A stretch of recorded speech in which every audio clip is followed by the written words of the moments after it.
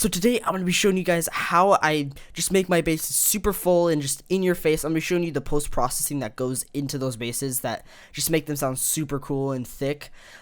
It's actually pretty simple. So first I'm just going to load up one of my presets that I've made. That one sounds pretty cool. So yeah, I'm just going to show you, just get right into it. So first thing I do is I put on an OTT, which stands for over the top, which is just basically over the top compression. So already you can hear the difference. Sounds super cool. Next thing I do is I just put on another compressor, and I don't go too overboard with this. I just do this to add a little bit of volume back.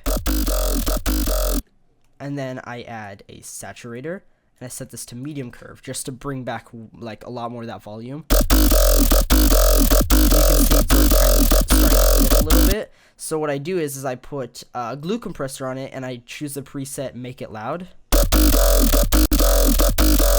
And that's what I mainly do for like my compression side of it.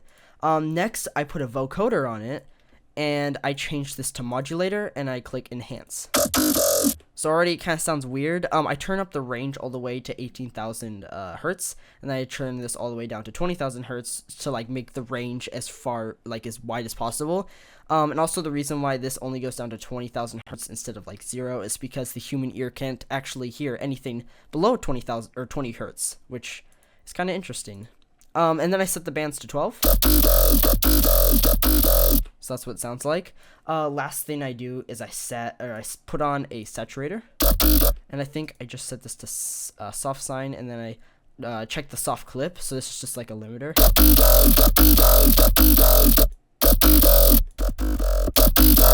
And that's what I do for like my main compression. Now I'm actually going to switch this over. Sounds super cool, but what I like to do is I like to actually put on a vocodex. Now you do not need a vocodex. Not everybody has like the vocodex plugins by ImageLine. You don't need this, but I just like to use it. It sounds pretty cool, like on some bases. But what I do is I turn up the mix all the way up, and I turn the sound good level all the way up, so it sounds like this. Obviously that sounds pretty weird, but I turn the bandwidth all the way up, and then I turn the number of bands down to like 18.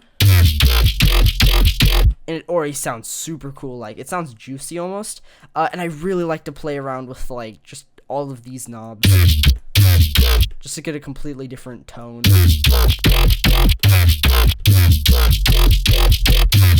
I think that sounds pretty cool.